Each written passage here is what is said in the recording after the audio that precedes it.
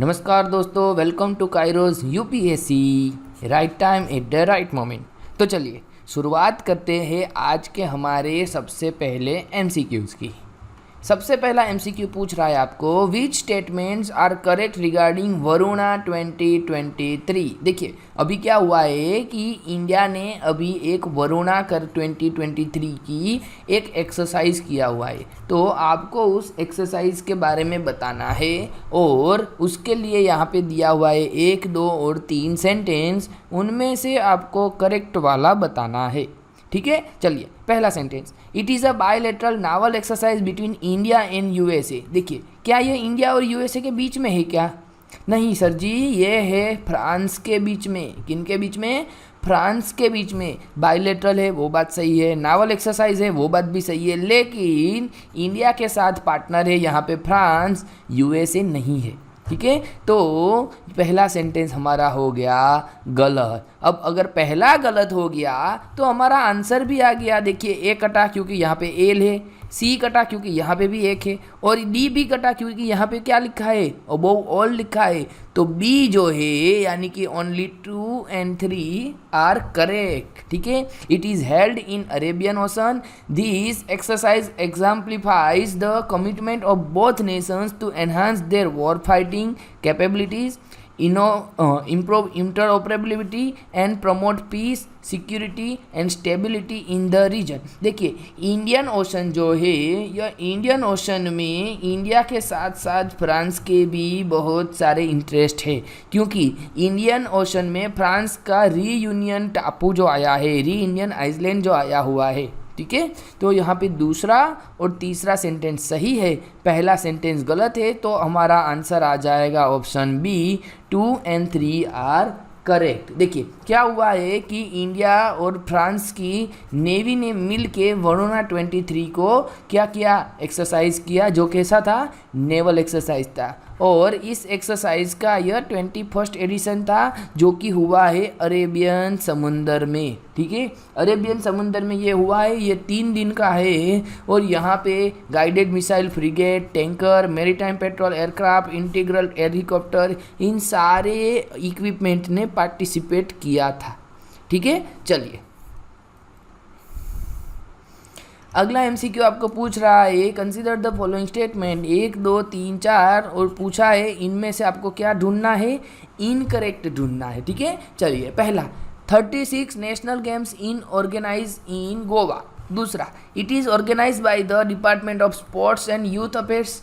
और तीसरा sentence, Amitabh Bachchan gave his iconic voice in the national games anthem 2023।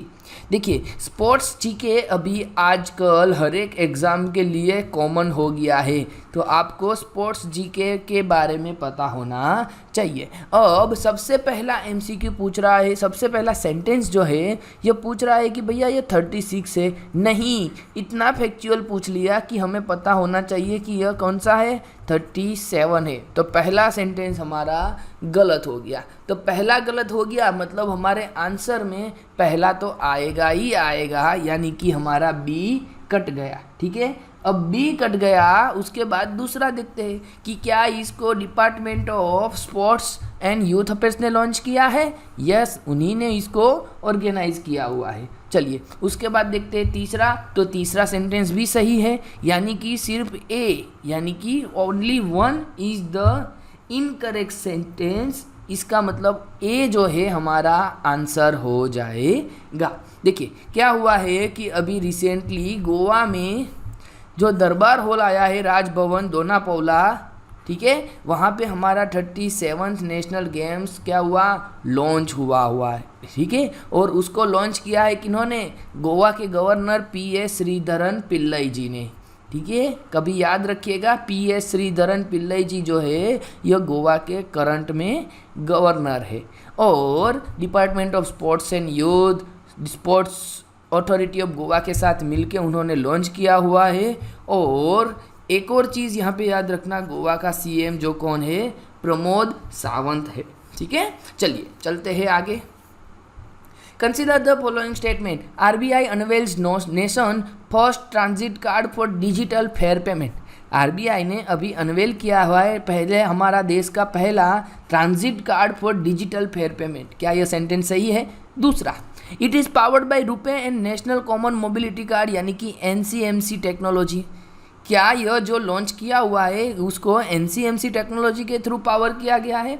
तीसरा, the concept of NCMC was propose by the Nandan Nilekani. क्या इसको नंदन Nilekani committee ने दिया था?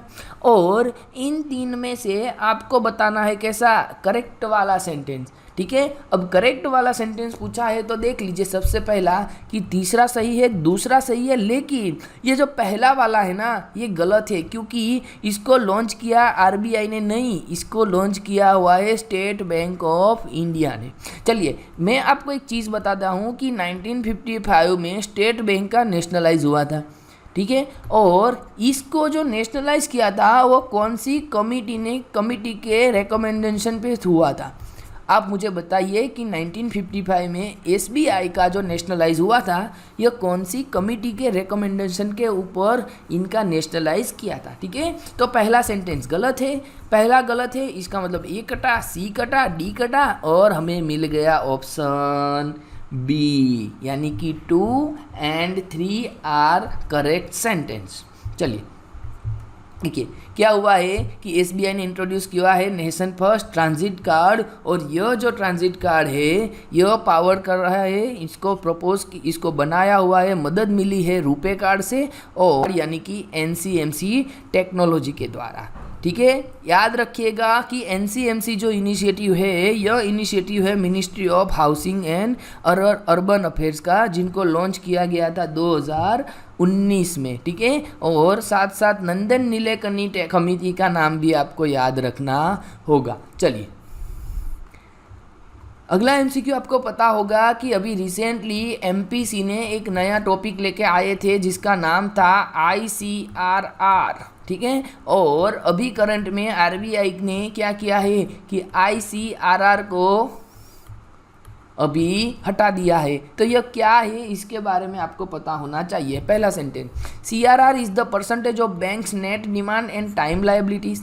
दूसरा, bank can use this CRR amount for lending और फॉर एनी इन्वेस्टमेंट पर्पसेस। तीसरा, ICRR specifically target the increase in net demand and time liabilities during the specifically period. अब देखिए सबसे आसान सा सवाल है, तो आसान सा सवाल आपके सामने 2 नंबर का है। कैसे 2 नंबर का है? देखो भैया, बैंक को ना क्या होता है कि कुछ लायबिलिटीज़ होती है और कुछ उनकी एसेट्स होती हैं। ठीक है, अब लायबिलिटीज़ को मैच करने के लिए उसके सामने उतनी एसेट्स होनी चाहिए। और बैंक वाले जब भी किसी को लोन देते हैं तो वो लोन क्या होता है? बैंक की एसेट्स होती है। और अगर कोई कस्टमर बैंक में डिपॉजिट करवाता है तो वो क्या हो गया? बैंक की लायबिलिटीज़ हो गया। अब मान लीजिए कि बैंक की एसेट यानी कि किसी को लोन दिया है और कोई अगर विजय माल्या या नीरव मोदी का चाचा भतीजा निकल गया तो बैंक की एसेट का लॉस हो जाएगा। चलिए, बैंक की एसेट का लॉस हो गया तो बैंक एसेट कैसे क्रिएट करता है? वह कस्टमर के डिपॉजिट वाले पैसे को ही आगे लोन में घुमाता है ना। तो मान लीजिए कि कस्टमर आया, सर जी मेरे को पैसा दे दीजिए, मेरा डिपॉजिट मेरा जो है वो दे दीजिए, तो बैंक वाले कहाँ से लाएंगे? तो ऐसी कंडीशन में आरबीआई यानी कि कोई भी देश की क्या बोलते हैं सेंट्रल गवर्नमेंट जो सेंट्रल बैंक जो होती है यह क्या करती है कि उनके ऊपर रूल्स एंड रेगुलेशन बना के रखती है। उसी में आरबीआई ने क्या कहा है कि भैया आपको कैश रिजर्व रेशियो मेंटेन करना है। कितना? अभी करंट में है 4.5%। तो इतना पैसा ट्रक भर के आरबीआई में बैंक वालों को कैश डिपॉजिट करवाना पड़ता है। ठीक है, तो ये जो सीआरआर होता है यह लेंडिंग के लिए इस्तेमाल नहीं कर सकते। तो भैया दूसरा सेंटेंस हमारा कैसा हो गया? गलत हो गया। ठीक है, अब दूसरा गलत हो गया तो मान लो बी तो आएगा नहीं, ए भी नहीं आएगा, क्योंकि हमें क्या पूछा है? रॉन्ग पूछा है। ठीक है, अब पहला तो गलत है ही नहीं क्योंकि ऑप्शन में ही नहीं है, यानी कि पहला वाला सेंटेंस तो हमारा सही हो गया है। अब देखते हैं तीसरा वाला। ICRR specifically target the increase in net demand and time liabilities during specific period। Yes, यही तो है हमारा कंटेक्स्ट। देखिए क्या हुआ था, आरबीआई ने 2000 रुपये का नोट जो है उसको डीमोनेटाइज किया था। ठीक है। अब 2,000 रुपये का नोट बैंक पे पास ज़्यादा डिपॉजिट हो जाएगा तो बैंक क्या करेंगे, देखिए यहाँ पे क्या करेंगे, ज़्यादा लोन में घुमाएंगे, और ज़्यादा लोन में घुमाएंगे तो लोन सस्ता कर पाएंगे, लोन सस्ता होगा तो मार्केट में डिमांड बढ़ेगी, और एक लेवल से ज़्यादा डिमांड बढ़ गई तो फिर हमारा इन्फ्लेशन हाई हो जाएगा। और इन्फ्लेशन को कंट्रोल करने के लिए हमारी एमपीसी जो स्टेप्स लेती है, यह एमपीसी का स्टेप गलत हो जाएगा। इसीलिए क्या किया है कि पहले जैसे ही 2000 की नोट डिमोनेटाइज किया था, बैंक के ऊपर ये जो CRR 4.5% है उसके अलावा ICRR लगाया था, यानी कि incremental cash reserve ratio. Short time के लिए था, अभी उसको कैंसिल कर दिया है, ठीक है। यही कंटेक्स्ट था और यही तीसरा सेंटेंस है, तो तीसरा सेंटेंस सही है, यानी कि सिर्फ और सिर्फ दूसरा जो सेंटेंस है यह हमारा गलत है, ठीक है। चलो देखिए, जो चीज़ मैंने आपको बताया यही सारी चीज़ यहाँ पे आपके सामने लिखा हुआ है कि भैया आरबीआई ने अभी क्या किया है, आरबीआई ने अभी डिसाइड किया है कि हम डिसकंटिन्यू करते हैं किसको, ICR मतलब इंक्रीमेंटल कैश रिजर्व रेशियो को, ठीक है। चलो अगला MCQ आपको पूछ रहा है, कंसिडर द फॉलोइंग स्टेटमेंट। पहला, the idea for the one sun one world one grid, यानी कि ओसोवोग, याद रखिएगा ओसोवोग, one sun one world one grid initiative was put forth by the prime minister of India at the first assembly of the international solar alliance in 2018। क्या India ने 2018 में ऐसा कुछ किया था? दूसरा sentence, it was jointly launch by PM India, यानी कि prime minister of India and prime minister of France. तो क्या इसको COP26 में इन दोनों ने लॉन्च किया था? और तीसरा, द विजन बिहाइंड द ओसोवोग initiative is the mantra that the sun never sets. अब देखिए, आपको पूरा ओसोवोग का कॉन्सेप्ट पता होना चाहिए कि भैया मान लीजिए यहाँ पे हमारा सूरज है और यहाँ पे है हमारी छोटी सी पृथ्वी, ठीक है। पृथ्वी अपनी धरी पे भी गोल गोल गोल गोल घूमेगी और पृथ्वी इस पूरे सूरज के आसपास भी एक राउंड लगाएगी, ठीक है। जैसे ही एक राउंड होगा उसको हम क्या कहेंगे, एक साल कहेंगे। और जैसे ही अपने यहाँ पे एक दिन 24 घंटे में एक राउंड पूरा लगाती है उसको हम एक दिन कहते हैं। अब देखिए क्या होता है कि जब इंडिया में ब्राइट सनलाइट होगी तो उसके पीछे वाला जो हिस्सा होगा यानी कि USA होगा, तो USA में वहाँ पे क्या होगा, नाइट होगा।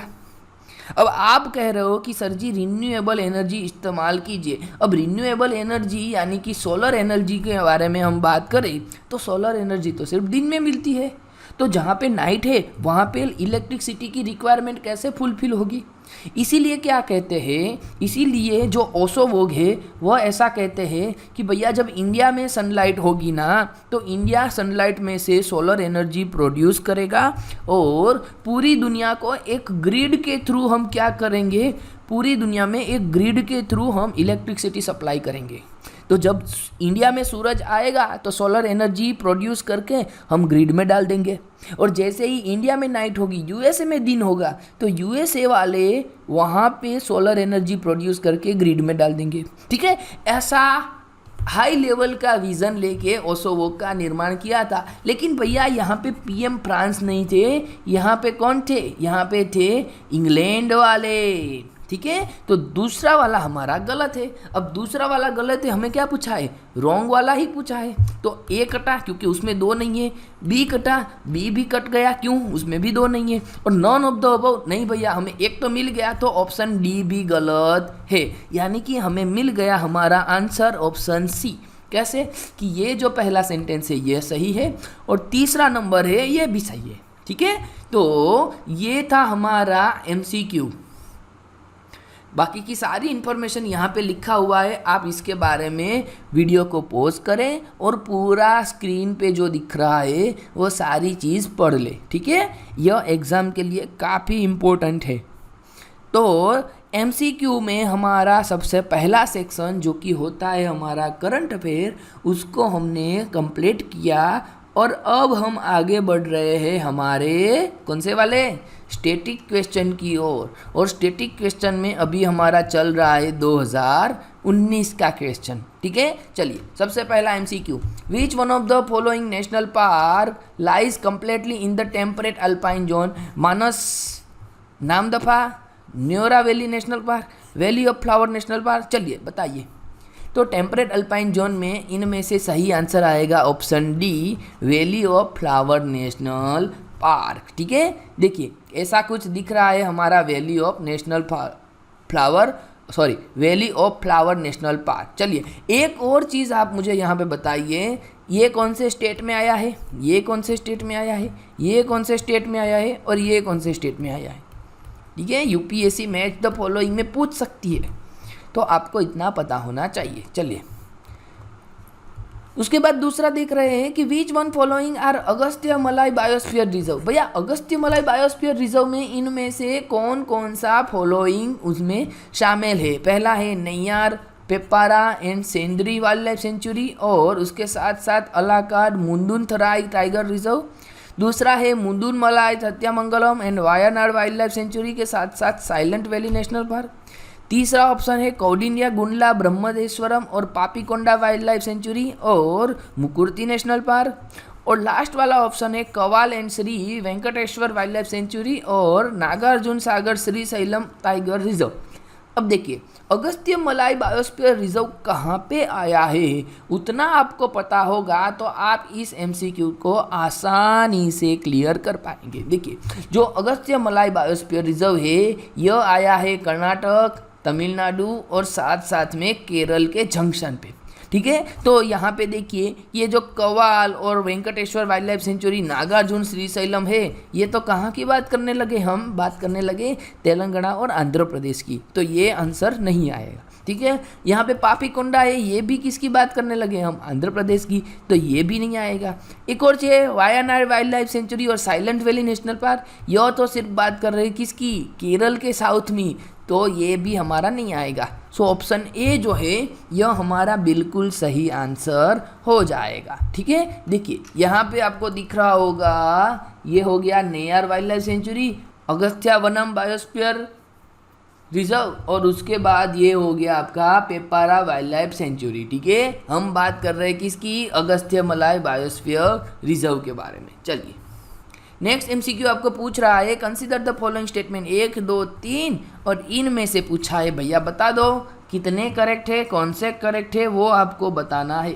तो पहला Asiatic lion naturally found in India only, yes यहाँ पे अगर एशियाटिक नहीं लिखा होता तो सेंटेंस गलत था, लेकिन पूरे एशिया में जो एशियाटिक लायन है यह सिर्फ और सिर्फ कहाँ पे नेचुरली मिलते हैं, इंडिया में। बिल्कुल पहले सेंटेंस सही है, पहला सेंटेंस सही होने के साथ बी हमारा गलत हुआ। दूसरा double hump camel is naturally found in India only, अरे भैया इंडिया में तो कहीं देखा ही नहीं है, कभी देखा है आपने? देखिए मान लीजिए ये है एक हो गया और ये दूसरा हम्प हो गया, ठीक है, और ये यहाँ पे पुछड़ी हो गई, देखिए यहाँ पे उसका गर्दन हो गया और ये उसके पाँव हो गए।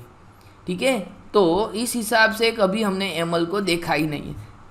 चलिए जाने दीजिए, तो दूसरा सेंटेंस जो है हमारा गलत है। तीसरा one horn rhino is naturally found in India only, अरे भैया वो सिर्फ इंडिया में थोड़ी ना देख रहे हैं, उसको तो हम जाकार्ता, इंडोनेशिया, म्यांमार वहाँ पे भी देख रहे हैं, तो तीसरा सेंटेंस भी गलत है। पहला सेंटेंस हमारा सही है, तो चलिए ऑप्शन ए जो ए यह हमारा बिल्कुल राइट आंसर होगा। ठीक है, चलिए आसान सा प्रश्न पूछ रहा है यूपीएससी ने, 1 2 3 4 4 सेंटेंस दिया है और पूछा है भैया करेक्ट वाला बता दो। चलिए some species of turtle and are herbivorous, मतलब कि कुछ जो ऐसी होती है यह कैसे घास फूस खाती है, हर्बीवोरस टर्टल हो सकती है ना, बिल्कुल हो सकती है, तो पहला वाला सही है। दूसरा some species of fish are herbivorous, चलिए वो भी बात सही है। तीसरा sentence some species of marine mammals are herbivorous, भैया हो सकता है ना, हम सभी की नॉलेज थोड़ी ना एक्वायर करके रखे हुए हैं, तो तीसरा भी सही है। चौथा some species of snake are viviparous, चलिए वो बात भी सही है। तो यहाँ पे चारों में सम लिखा है, अगर सम के बदले ऑल लिखा होगा तो सब गलत होते, लेकिन यहाँ पे सम लिखा है तो सब कैसे हो गए हमारे सही सेंटेंस बन गए, तो इसीलिए हमारा option option D right answer हो गया। ठीक है, चलिए चलते हैं अगले क्वेश्चन की ओर। Consider the following pairs wild life और नेचुरली फाउंड इन। देखिए जो वाइल्ड लाइफ है वो कहाँ पे मिल जाता है। पहला blue fin mahseer Kaveri river, दूसरा इरावदी डॉल्फिन चंबल रिवर, और rusty spotted cats eastern Ghats. अब देखिए, अब इसमें आपको क्या ढूंढना है, पेयर गिवन दिया है उसमें से करेक्टली मैच बताना है। तो सबसे पहला आपका सेंटेंस, आपका ध्यान जाना चाहिए दूसरे नंबर पे। सर जी ये इरावदी तो नदी का नाम सुना है, हमने रिवर के बारे में सुना है, लेकिन ये जो रिवर है यह चंबल वाली साइड में नहीं, ये कहाँ पे, ये म्यांमार वाली साइड पे कहीं सुना है। तो यही तो जो गेम था, यूपीएससी ने यहीं पे तो ट्रिक लगा दिया था 2019 के क्वेश्चन में कि भैया आपको पता है क्या इरावदी म्यांमार के साथ रिलेशन है या फिर हमारे चंबल के डाकुओं के साथ। ठीक है, तो जो भी हमारे दूसरा सेंटेंस है, माफ़ कीजिएगा चंबल के डाकू का मतलब ये फेमस है इसके लिए, किसी माफ़ कीजिएगा ऐसे ही मजाक में बोल दिया था कि चंबल में डाकू रहते, हालांकि वो इसके लिए ज़्यादा ही फेमस हो चुका था। ठीक है, चलिए तो दूसरा सेंटेंस जो है यह हमारा गलत हुआ। अब जैसे ही दूसरा गलत करते हैं तो ए कटा क्योंकि उसमें 2 है, हमारा बी कटा क्योंकि उसमें भी 2 है, और हमारा डी भी कटा क्योंकि उसमें भी 2 है। तो सही आंसर हमें क्या मिल गया, ऑप्शन सी 1 और 3 ओनली। ठीक है, और यही है हमारा राइट आंसर। चलिए ये थे हमारे आज के यूपीएससी के एमसीक्यू। देखिए पिछले कुछ दिनों से हम देख रहे हैं आप लोगों को ज़्यादा मज़ा नहीं आ रहा है, तो भैया बताइए आपको क्या चाहिए, आप कमेंट सेक्शन में दे दीजिए कि सर जी हमें इस टाइप का कंटेंट चाहिए। ठीक है, तो हम उस प्रकार से हमारे वीडियो को मॉडिफाइड करेंगे। और आप कहाँ पे हमें सजेशन दे सकते हो, हमारे यूट्यूब के वीडियो के नीचे, टेलीग्राम सेक्शन में, या फिर आप हमें सबसे बढ़िया माहौल रहेगा ईमेल के थ्रू। ठीक है, चलिए मिलते हैं अगले वीडियो में, तब तक के लिए धन्यवाद, थैंक यू।